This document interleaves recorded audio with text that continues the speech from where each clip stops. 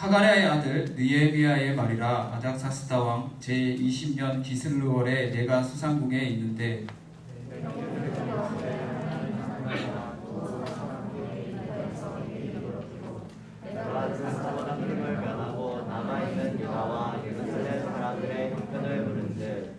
그들이 내게 이르되 사로잡힘을 면하고 남아있는 자들이 그 지방 거기에서 큰 환난을 당하고 능욕을 받으며 예루살렘 성은 허물어지고 성문들은 불탔다 하는지라.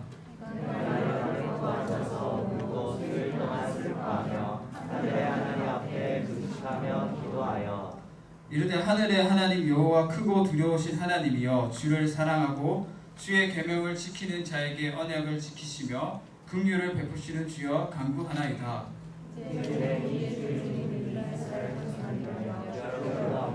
우리 이스라엘 자손이 주께 범죄하는 죄들을 다독하오니 주는 귀를 기울이시며 눈을 여시사 종의 기도를 들으시옵소서.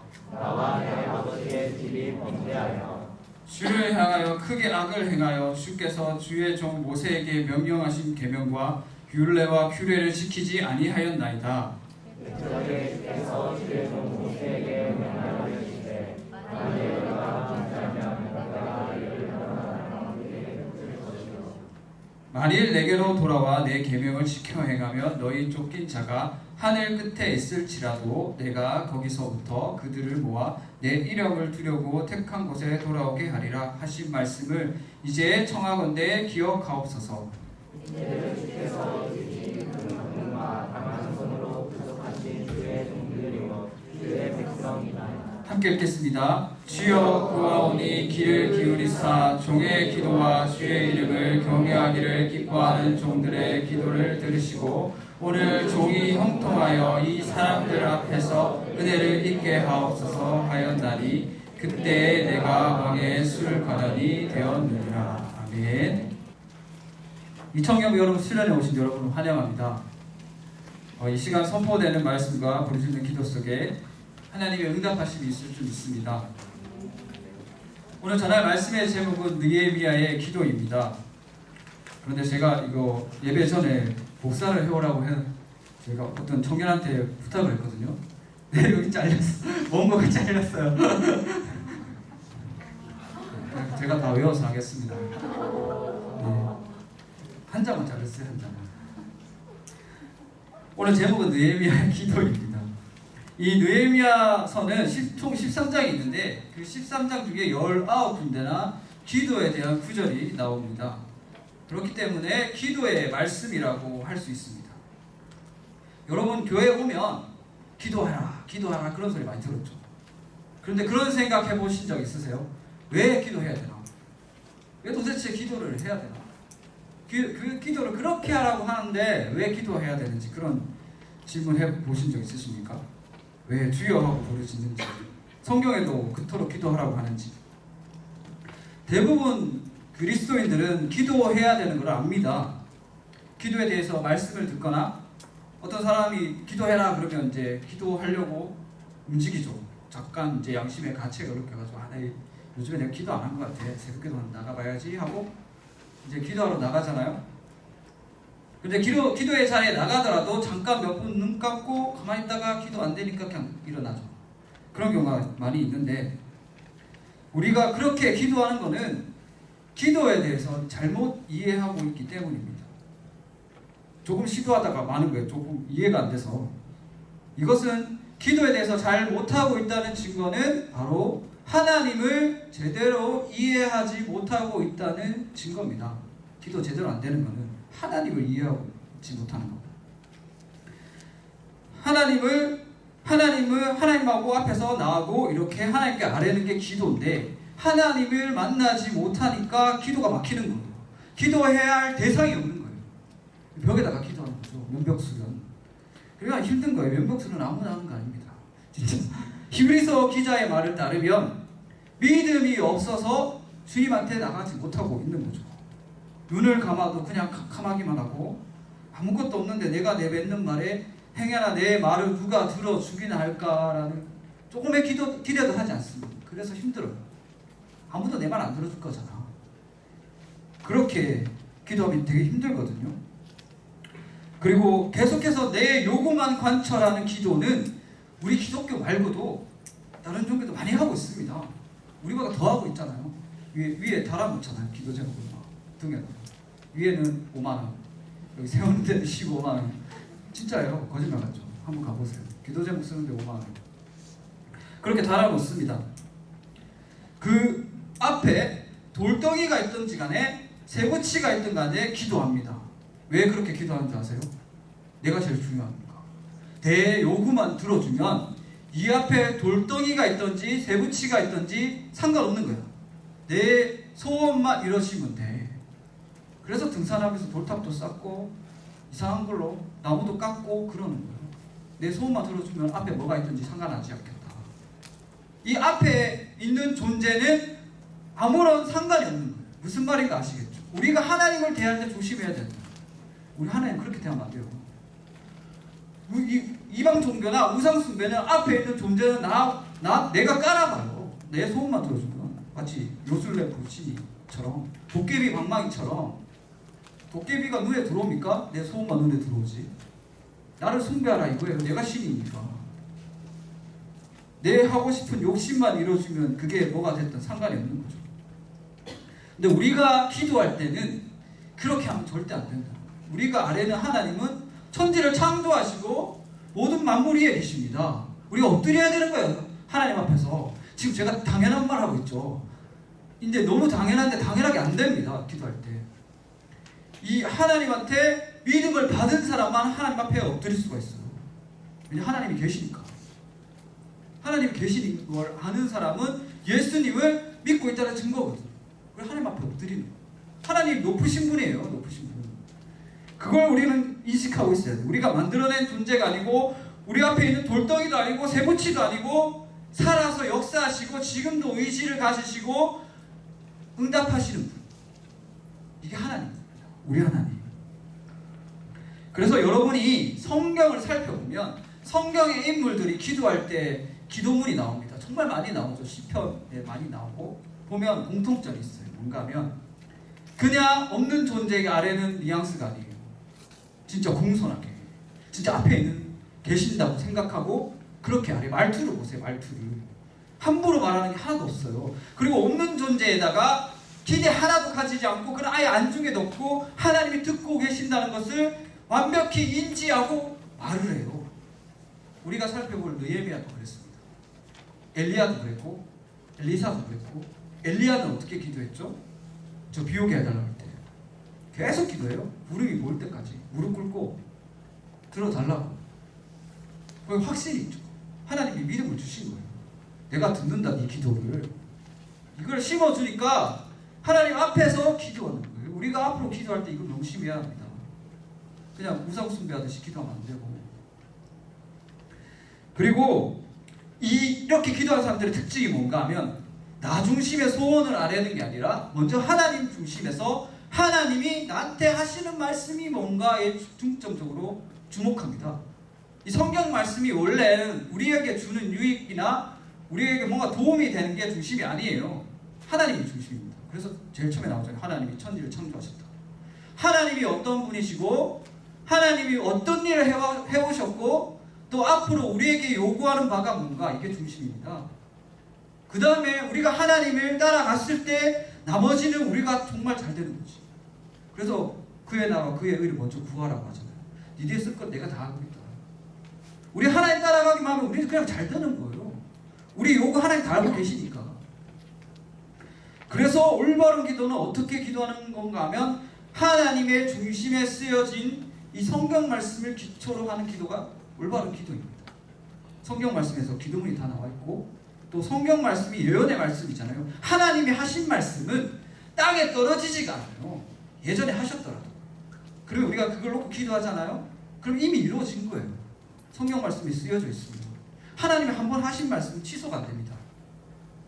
그렇기 때문에 그걸 놓고 기도하면 응답받은 거예요. 우리 눈에 바로 보이지 않더라고요. 정말 구원받은 하나님의 사람은 또 기도할 때 하나님하고 나 사이에 아무것도 두려고 하지 않습니다. 기도를 할 때 정말 시원하게 기도하려면 하나님하고 나 사이에 아무것도 두려고 하지 않아요. 예수님께서 마태복음 6장 6절에서 뭐라고 말씀하셨는가 하면 너는 기도할 때 네 골방에 들어가 문을 닫고 은밀한 중에 계신 내 아버지께 기도하라. 은밀한 중에 보시는 내 아버지께서 갚으시리라. 기도할 때 아무것도 두지 말라는 거예요. 너하고 너 사이에 아무것도 두지 마라. 아무도 보지 않는 데서. 그 앞에 말씀 구절에 뭔가 나가 바리새인들이 막 옷 긴 거 입고 나와가지고 시장거리에서 기도한다고 양팔 벌리고 막 자랑하는 거였거든요. 그러니까 이렇게 예수님이 말씀하시는 거예요. 나하고 너밖에 없어. 둘밖에 필요 없으니까 다른 거 다 치우고 나하고 기도하자. 나하고 이렇게 길을 놓고 그렇게 말씀하시는 거예요. 그래서 이제 이렇게 기도하는 사람의 특징이 뭔가 하면 다른 사람이 나를 어떻게 볼까 생각도 안 합니다. 제일 관심이 뭔가 하면 하나님이 어디에 계십니까? 여러분 설명한 사람 있어요? 하나님 믿음이 있다고 하지만 진짜 없어요. 몸부림쳐야 되는 거예요. 하나님 만나기 위해서. 기도할 때도 하나님 만나기 위해서 몸부림쳐야 하는 거예요. 저기 굉장히 저희 선배님들 목사님들 중에 그런 분이 있어요. 하나님하고 만나기 위해서 기도문 여는 데만 1시간 반이 걸려요. 기도문 여는데 그냥 말만 내뱉는 게 아니고 하나님 만나러 가는 데만 1시간 반 걸리고 하나님 만나서 뜻받는 데만 그래서 2시간 3시간 이렇게 기도하는 거예요. 하나님 만나기 위해서 1시간 반 그렇게 기도해요. 여기 느헤미야도 그런 사람이었습니다. 하나님의 사람이니까. 우리 오늘 말씀 통해서 느헤미야가 어떻게 기도했는지 한번 살펴보려고 합니다. 우리 말씀 함께 읽겠습니다. 느헤미야서 1장 1절입니다. 시작. 하가랴의 아들 느헤미야의 말이라. 아닥사스다 왕 제20년 기슬루월에 내가 수상궁에 있는데. 아멘. 느헤미야의 아버지 이름이 하가랴라고 하는 게 무슨 뜻인가 하면 하나님하고 어둠하고 합쳐진 단어예요. 왜 이런 뜻을 가지고 있는가 하면 느헤미야가 지금 나라를 잃고 포로로 잡혀있거든요. 그래서 그걸 상징적으로 의미하는 거예요. 포로 생활하고 있으니까 어둠하고 하나님 합쳐진 거예요. 이 포로 생활하고 있는데 그 유다가 처음에 바벨론한테 멸망당해서 잡혀갔어요. 근데 그 멸망시킨 바벨론을 페르시아가 와서 멸망시켰어요. 또 지금 있는 느헤미야가 있는 나라는 페르시아예요. 그 페르시아에서 수상궁에 있다고. 특이하죠. 포로가 궁전에 있어.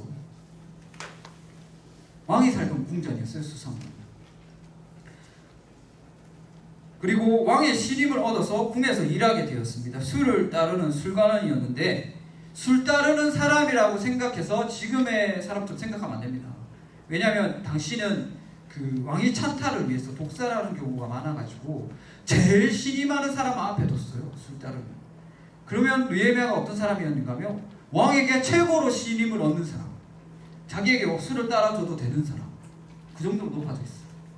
자기 위에는 왕밖에 없는 사람이에요. 포로가 엄청난 능력으로 올라갔다는 거죠. 포로가 그런 상태에서 거의 요셉하고 비견되죠. 요셉하고 비견될 그런 위치였는데 그런 그가 고향으로부터 온 형제에게 묻습니다. 느헤미야서 1장 2절 말씀 제가 읽어드리도록 하겠습니다. 내 형제들 가운데 하나인 하나니가 두어 사람과 함께 유다에서 내게 이르렀기로 내가 그 사로잡힘을 면하고 남아있는 유다와 예루살렘 사람들의 형편을 물은즉 그들이 내게 이르되 사로잡힘을 면하고 남아있는 자들이 그 지방 거기에서 큰 환난을 당하고 능욕을 받으며 예루살렘 성은 허물어지고 성문들은 불탔다 하는지라. 아멘.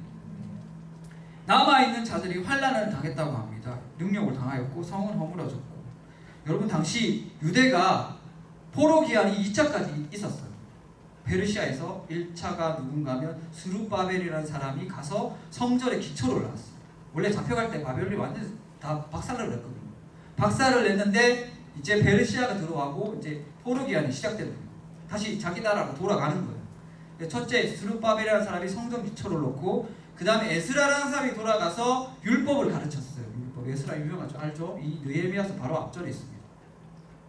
그 2차까지 됐는데 거기서 어떤 현상이 일어났는가 하면 사마리아 사람들이 있어요. 원래 거기 유대 사람들하고 같은 민족이었는데 조상들은 침공당하면서 페르시아가 정책을 써가지고 혼혈 정책을 썼습니다.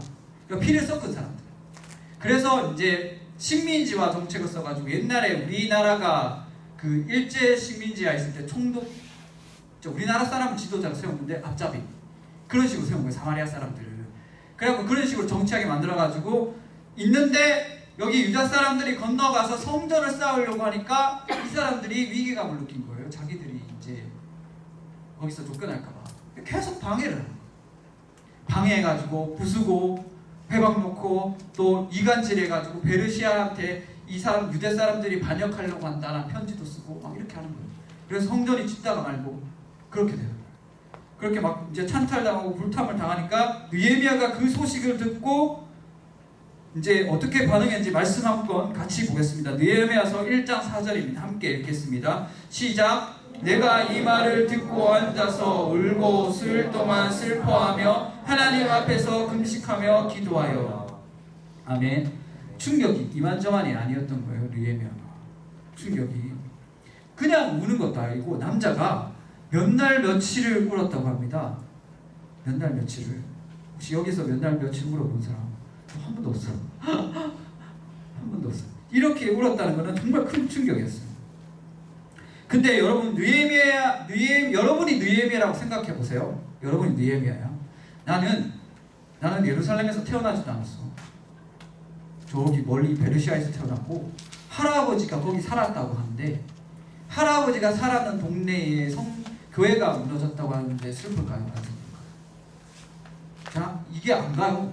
뭐라 그러죠? 마음이 안 가요. 이해가 안 되잖아요. 난 데뷔그룹 3세야. 그러면 마음이 안 가잖아요. 별로 이렇게 좀 그렇구나 이렇게 하고 말고 아니면 좀 안타깝구나 그러면 안 돼 이렇게 하고 말지. 몇 날 며칠 울진 않아요. 그런데 왜 느헤미야가 이토록 충격받고 가슴 찢어지게 울었는가 하면 그 나라 국민의 정체성에 기인합니다. 이 이스라엘 민족이 어떻게 나왔는가 하면 출애굽에서 나왔잖아요. 지금도 그래. 지금도 어떻게 하는가 하면 하나님이 선택한 백성이라는 정체성을 가지고 있어요. 이걸 부모님한테 이어받은 거예요. 모세처럼 우리는 하나님이 세우신 국가다. 베르시아였지만. 그래서 어떻게 생각하는가 하면 단순히 나라가 아니고 하나님의 나라예요. 하나님의 나라. 그래서 3세인데도 불구하고 가슴이 찢어진 거예요. 왜냐하면 그 나라의 중심은 하나님이 세운 이 이스라엘 민족의 나라 중심은 성전 중심이었으니까. 작년에 기억나십니까? 구약 때부터 신약 때까지 했는데 성전이 핵심 심장인 거예요. 이 나라에. 그게 해파되고 불탔으니까 뭐죠? 나라를 잃은 거예요. 그래서 몇 날 며칠 울었던 거죠. 가슴 찢어지게. 이런 장면은 앞에 2차로 넘어왔던 에스라한테도 나타납니다. 에스라가 이제 데리고 와서 개혁을 하고 정말 열심을 다해서 이제 율법을 가르치고 했는데 어떤 일이 발생하는가 하면 그 유대 민족하고 이방 사람들하고 결혼해가지고 물러나게 죄에 타락합니다. 에스라가 충격을 받아요. 제가 읽어드릴게요. 에스라서 9장입니다.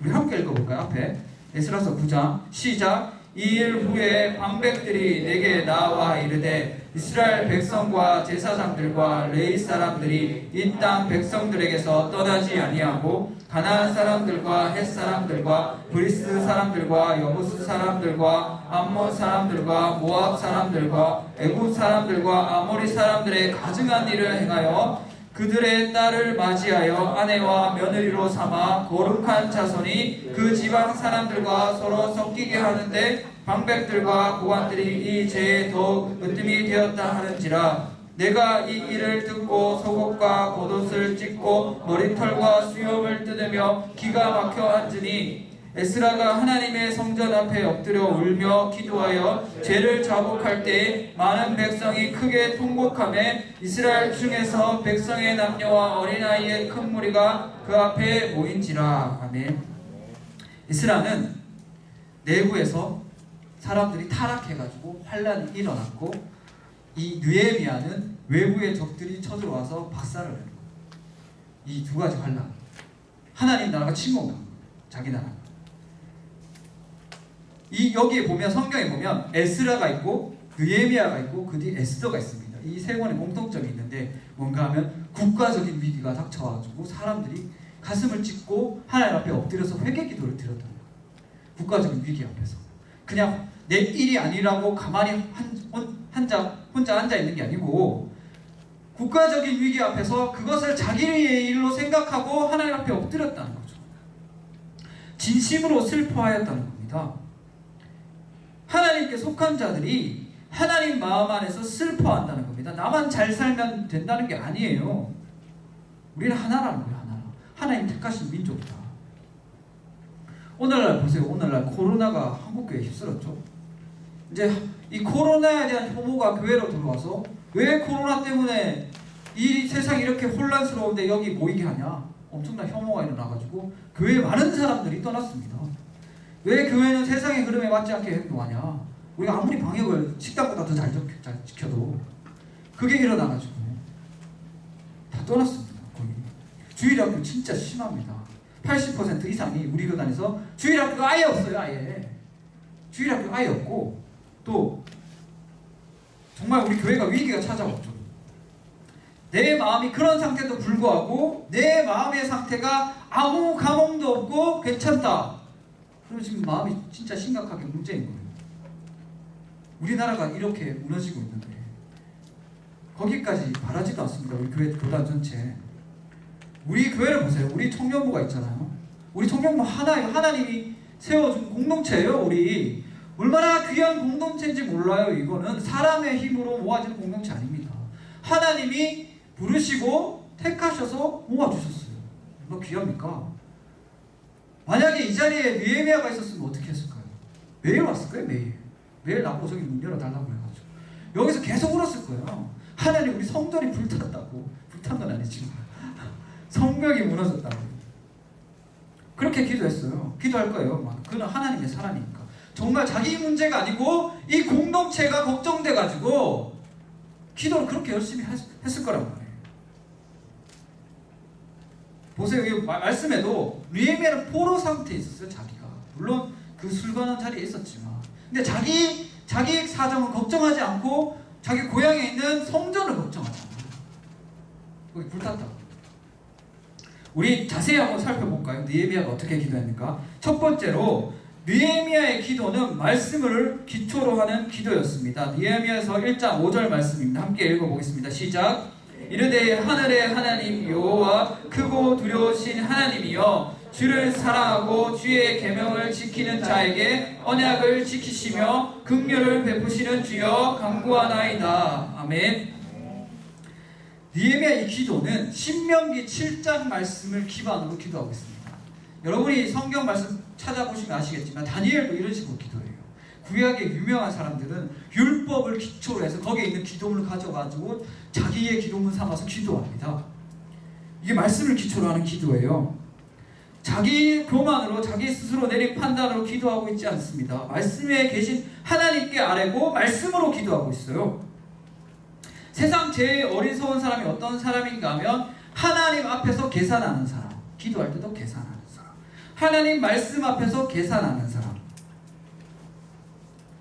없을 것 같죠? 진짜 많아요. 기도는 이럴 것이다. 하나님 말씀은 이럴 것이다. 하나님은 이럴 것이다. 자기 경험대로 자기 지식대로 이미 다 답을 내리고 판단 내리고 그렇게 기도해요. 하나님 대답 안 하실 거야 뭐 이렇게. 그리고 말씀은 이미 완벽하게 계산된 결과임에도 불구하고 말씀을 놓고 계산을 하고 있어. 이거 무슨 뜻인가 하면 믿음이 없다는 거예요. 믿음이. 이 말씀에 대해서. 그리고 말씀을 기반으로 기도했다고 하는데 여러분이 중심적으로 살펴봐야 될 것은 뭔가 하면 그런 사람이 있어요. 자기 요구가 이렇게 있어요. 그러면 거기다가 말씀을 끼워 맞추는 거야. 그러면서 나는 말씀 기반으로 기도했다. 무슨 뜻인가 아시죠? 이단들이 잘하는 거. 말씀 여기저기서 떼와가지고 자기가 하고 싶은 거에 끼워 맞추는 거야. 말씀하고 막 맞다는 듯이 이 내 말이 내가 요구하는 게 맞다는 듯이 그렇게 하면 안 돼요. 느헤미야는 그러지 않았어요. 그 증거가 어디 있는가 하면 느헤미야가 포로로 잡혀가기 전에 예레미야 선지자가 와서 뭐라고 얘기했는가 하면 예레미야서 29장 10절에 보시면 여호와께서 이와 같이 말씀하시니라. 바벨론에서 70년이 차면 내가 너희를 돌보고 나의 선한 말에 너희에게 성취하여 너희를 이곳으로 돌아오게 하리라. 아멘. 예레미야 통해서 이미 하나님 예언을 하셨어요. 그 시기에 느헤미야가 기도한 거야. 무슨 뜻이죠? 느헤미야가 하나님의 뜻을 받은 거예요. 자기 욕심을 요구한 게 아니고 하나님의 말씀을 기반으로 했다는 거예요. 이런 기도가 파워 있습니다. 하나님의 뜻을 받아서 하는 기도, 말씀으로 기도하는 거. 기도할 줄 모르면 성경 보면서 기도하면 돼요. 저도 그랬어요. 기도 대표 기도 할 줄 몰라가지고 기도 도대체 어떻게 해야 되는지 몰라서 맨날 시편만 달달달 외웠어요. 시편 멋지잖아요. 기도 제목이. 다 어디 갔는지 모르겠네 지금. 원래 기도 연습하려면 말씀에 있는 기도문을 계속 하시면 돼요. 기도 못 하시는 거예요. 시편 놓고 기도하시고 주기도문 놓고 기도하시고 그렇게 하는 거예요. 이렇게 기도하는 사람의 특징이 뭔가 하면 인생에서 다른 사람이 경험할 수 없는 걸 경험하게 됩니다. 왜냐하면 하나님의 뜻을 받잖아요. 그러면 그 기도를 통해서 하나님이 일을 하세요. 하나님이 일을 하신단 말이에요. 그럼 내가 할 수 없는 걸 할 수 있어요.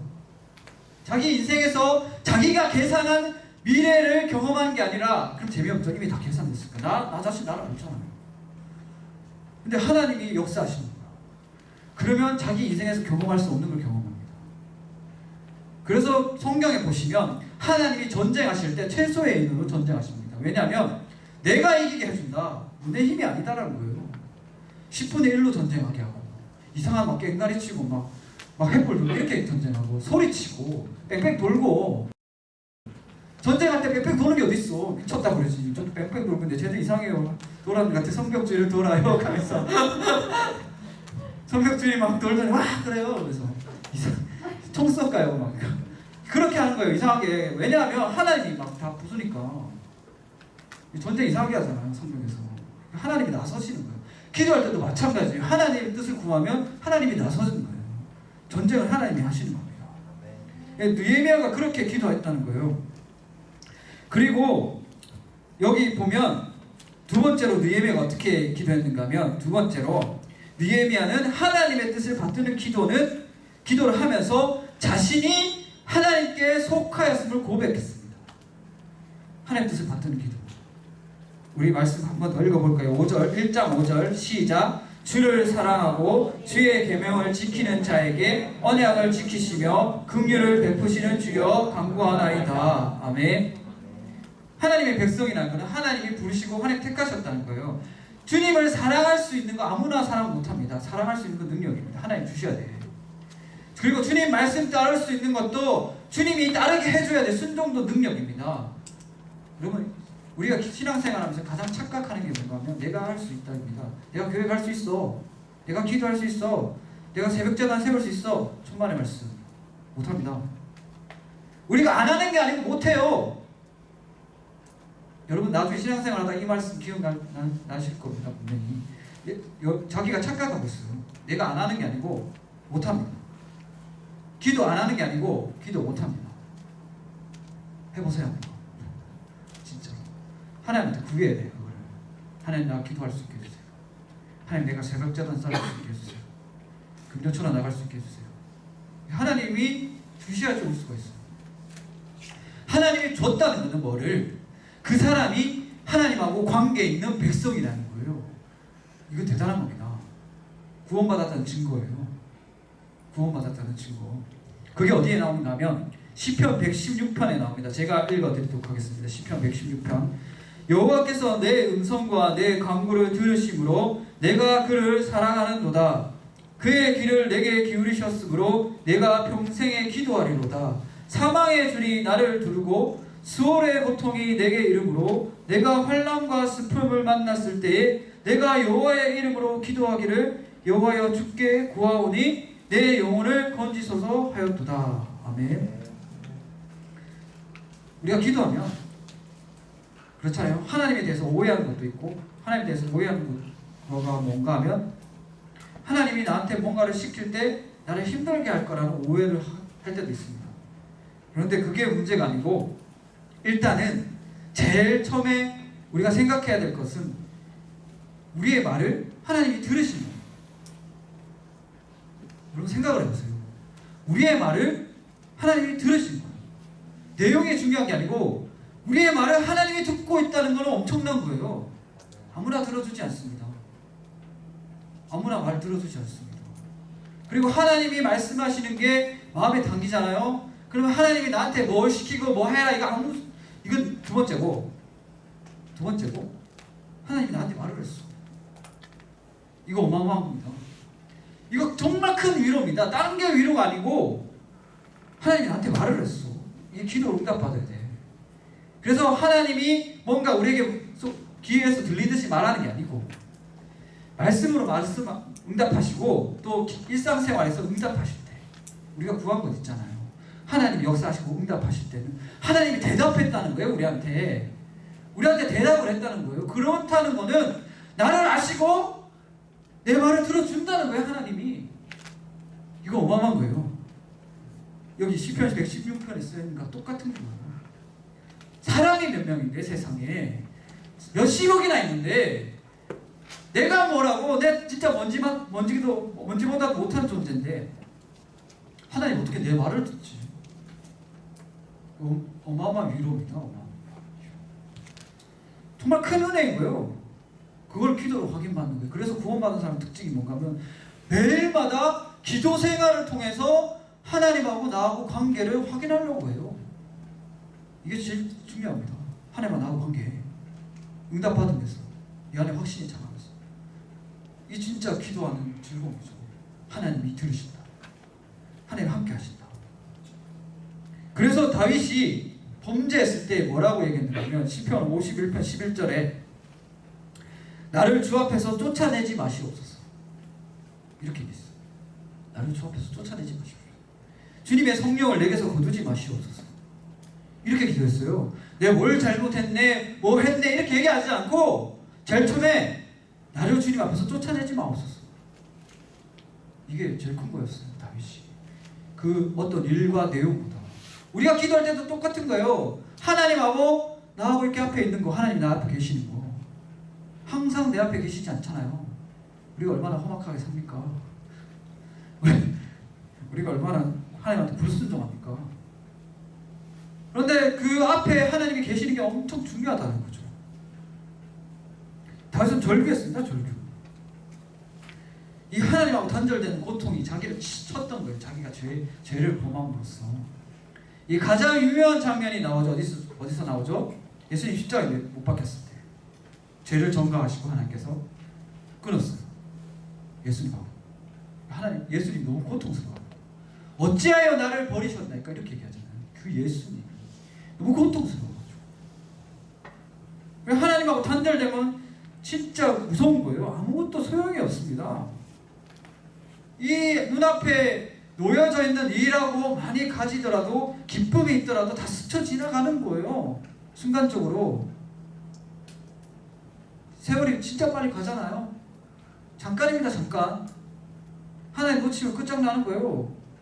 하나님 놓고 잠깐을 잡으면 진짜 큰일 나는 거죠. 그 하루살이가 이제 전대에 달라붙어가지고 막 타듯이 우리 인생이 그런데 잠깐 지나가고 그 다음에 찾아오는 거는 영원한 암흑, 완전히 버림받은 암흑. 비유에서도 나오잖아요. 나사로. 진짜 죽지 않는 고통, 지옥불만 있는 거예요. 하나님하고 잘리면. 그래서 우리가 기도할 때도 하나님하고 관계성이 엄청나게 중요하다는 거죠. 그 관계성하고 연계되는 세 번째 기도. 느헤미야가 어떻게 기도했는가 하면 그는 위기의 순간에 하나님 앞에서 회개기도를 드렸습니다. 회개기도. 우리 말씀 한번 읽어보겠습니다. 느헤미야서 1장 6절부터 7절까지입니다. 시작. 이제 종이 주의 종들인 이스라엘 자손을 위하여 주야로 기도하며 우리 이스라엘 자손이 주께 범죄한 죄들을 자복하오니 주는 귀를 기울이시며 눈을 여시사 종의 기도를 들으시옵소서. 나와 내 아버지의 집이 범죄하여 주를 향하여 크게 악을 행하여 주께서 주의 종 모세에게 명령하신 계명과 율례와 규례를 지키지 아니하였나이다. 아멘. 느헤미야가 한 기도는 그냥 회개 기도가 아니었습니다. 유대 공동체 전체를 위한 기도였습니다. 성전이 무너지고 성문이 불타는 국가적인 위기 앞에서 자기 개인의 회개 기도뿐만 아니고 자기 조상들 회개 기도까지 다 드렸어요. 뭐라고? 왜 이렇게 했는가 하면 자기 민족을 갖다가 하나님 앞에 이렇게 내어놓는 거예요. 자기 민족 전체 회개 기도를 했다는 것은 자기 민족 전체가 하나님과의 관계가 올바르게 되고 싶어하는 소망이 있었어요. 느헤미야는 민족 대표로서 기도한 거예요. 자기 민족이 죄를 지어가지고 바벨론한테 침공당해가지고 하나님한테 계속 예레미야 선지자가 계속 선포를 하는데도 안 들었잖아요. 왕 두 눈 다 뽑히고 끌려가고 나라 쫄딱 망했잖아요. 자기 조상들이. 그걸 후손이 기도를 하는 거예요. 회개 기도. 하나님 우리 민족을 불쌍히 여겨달라고. 우리 민족이 하나님하고 관계가 올바로 됐으면 좋겠습니다. 민족을 위한 기도를 하고요. 회개 기도를 스케일 크게 해가지고. 그리고 이런 기도를 정말 많이 나오죠. 우리 예수님은 어떻게 기도하셨는가 하면 전 인류를 두고 기도하셨습니다. 전 인류를 두고 회개 기도하셨어요. 어디 나오는가 하면 누가복음 23장 34절에 나옵니다. 이에 예수께서 이르시되 아버지 저들을 사하여 주옵소서 자기들이 하는 것을 알지 못함이이다 하시더라. 그들이 그의 옷을 나눠 제비 뽑을세. 예수님이 십자가 못 박혀가지고 돌아가실 때 그때 저들이 뭘 하고 있는지 모릅니다. 그런데 저들의 죄를 사하여 주옵소서 이렇게 중간에서 기도하셨어요. 본인은 아무 죄도 없는데 우리를 위해서 그렇게 기도하셨죠. 왜 그렇게 기도했을까요? 우리하고 하나님하고 관계가 올바르게 되게 하고자 하는 예수님의 소망이 있었어요. 우리가 기도할 때 중점적으로 봐야 할 게 이겁니다. 우리가 왜 회개 기도를 그토록 해야 하는가 하면 하나님하고 관계가 올바르게 돼야 돼. 하나님하고 관계가 똑바로 서야지 기도를 하지. 하나님 뭐라고 말씀하시는지 알아먹죠. 그게 안 되고 매일 내가 짓는 죄는 놔두고 내 요구만 관찰하면 불교하고 똑같이 되는 거예요. 불교하고 하나님하고 나하고 관계 아무 상관이 없어. 계속 앞에서 담만 쌓여져 가는데 담만 두껍게 담벼락만 넓히는 거예요. 그렇게 계속 해서는 안 된다는 거죠. 그래서 회개를 계속 해야 되는 거예요. 그러니까 그 하나님을 만나기 위해서 우리 교회에서 있는 신앙생활 모두가 이거에 중심적으로 맞춰져야 합니다. 하나님을 만나기 위해서 찬양하고 하나님 만나기 위해서 회개 기도하고 하나님 만나기 위해서 예배에 나오고 하나님 만나기 위해서 말씀 지키는 거예요. 제가 저하고 싸우면 내가 이기는데 내가 잘못했다고 용서를 먼저 비는 것도 하나님 만나기 위해서요. 하나님 나 안 만나주니까 내 싸움 이기는데 한 주먹거리도 안 되는데 내가 굽히고 엎드리는 거예요. 잘못했다고 관계를 똑바로. 왜냐하면 로마서 12장 있으니까 될 수 있는 대로 모든 사람하고 화평하라. 하나님 말씀 지켜야지 하나님하고 만날 수 있잖아요. 이 앞에 죄를 두려고 하지 않는 거예요. 다윗이 그랬어. 다윗이 그래서 자기 원수가 앞에서도 하나님이 기름 부었다고 해서 옷자락만 잘랐잖아요. 동물에서. 그렇게 살아야 돼요. 우리가 모든 생활의 중심을 하나님 만나기 위해서. 그러다가 그 연습을 하다가 천국 가는 거예요. 계속해서 일상생활에서 우리 욕심에 치우치지 아니하고 또 유혹에 흔들리지 말아야 하는 이유가 뭔가 하면 우리가 잘 되고자 하는 게 아니고 하나님 만나기 위해서. 회개 기도할 때도 마찬가지입니다. 하나님 만나기 위해서 끊임없이 회개해야 돼요. 우리 99%가 불순종합니다. 하나님이 캄캄한 거야. 그래서 내가 하기 싫더라도 해야 하는 이유가 뭔가 하면 하나님을 만나기 위해서 끊임없이 예수님을 붙들고 회개 기도해야 되는 거죠. 여기 느헤미야가 그랬어요. 민족 전체를 놓고 하나님 앞에 드렸어요. 여러분 하나님하고 나 사이에 담이 쌓이잖아요. 병들게 되면 첫 번째로 찾아오는 현상이 뭔가 하면 자꾸만 자기 과거를 얘기합니다. 내가 과거에는 이렇게 잘했는데 내가 과거에는 저 기도원도 올라가고 3일 밤낮으로 금식기도도 하고 내가 옛날에는 되게 단기 성기도 막 갔다 오고 그랬는데 맨날 옛날 얘기만 해. 지금은 뭐 어떻게 하는데. 지금이 중요한 거예요. 건강한 사람은 지금 얘기합니다. 지금 하나님 만나고 있다고. 그리고 더 불타오르는 사람은 미래를 얘기합니다. 미래. 아직도 일어나지 않는 일을 일어난 것 같이 얘기해. 이게 진짜 불타오르는 사람입니다. 성령이 불타오르는 사람. 성교 가기 전에 이미 거기 다 성교했어. 그런 사람 진짜 불타오르는 사람이 성령이 불타오르는 사람. 왜냐하면 하나님 위에 말씀을 받았기 때문에. 여러분 어떤 사람입니까? 과거만 얘기하는 사람입니까? 여기 내가 옛날에 신앙생활 이렇게 잘했는데 과거만 얘기하면 썩었다는 거예요. 썩은 거. 진단을 해보세요. 진단을. 과거 신앙생활 얘기하면 썩은 거예요. 썩은 거. 지금하고 미래가 중요한 거예요. 하나님이 보여주신 비전을 바라보고 있는 거예요. 미래를 얘기하는 사람은 하나님이 보여주신 비전. 여러분 비전 그 응답받았을 때 얼마나 감격스러운 줄 아십니까? 그 요셉이 그냥 운 줄 아세요? 요셉이 형들 만나고 울었잖아요. 대성통 자기 방에 들어가서. 왜 운 줄 아세요? 형들 만나서 반가워서 운 게 아니라 하나님의 비전이 응답돼서 울었는 거예요. 감격스러워서. 자기가 진짜 억울했는데 자기 가족들 다 구할 수 있었구나. 하나님 비전을 붙잡고 가니까 나를 구하고. 우리가 그렇게 돼야 되는 거예요. 기도하면서 하나님 비전 받는 기도. 느헤미야가 이때 하나님 비전 받는 기도를 했습니다. 말씀 맺겠습니다.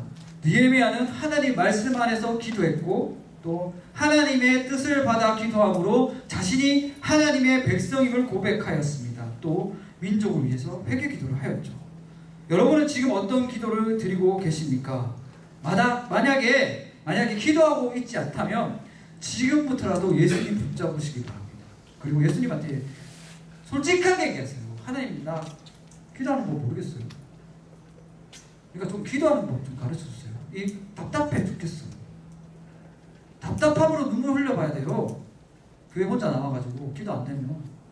그리고 무슨 수를 써든 간에 하나님하고 나하고 관계 사이를 올바르게 세우려고 노력을 해야 돼요. 그런 사람은 자동으로 건강해집니다. 다른 거 잘하려고 그렇게 노력하지 말고 먼저는 하나님하고 나하고 관계를 어떻게 하든지 간에 금식을 하든 간에 기도를 하든 간에 하나님한테 요구를 하세요. 하나님 나 지금 모르겠어요. 하나님 신앙생활 이렇게는 안 되겠어요. 그리고 기도도 안 돼요. 교회 나가기도 싫어요. 이런 마음으로 찬양이 안 나옵니다. 이렇게 솔직하게 문장고 방에 혼자 들어가서 울던가 이불 뒤집어 쓰고 그렇게 해야 돼요. 더 이상 안 되잖아요. 가만히 있으면 계속 침잠해요. 병만 쌓이지. 그렇게 되기를 소원합니다. 고통에 절망하지 말고 주저앉지 말고 하나님 향해 뻗어가는 여러분이 되시기를 소원합니다. 느헤미야의 기도, 하나님께 부르짖었던 그 외침이 여러분께 있기를 주님의 이름으로 간절히 축원합니다. 우리 찬송하고 있습니다.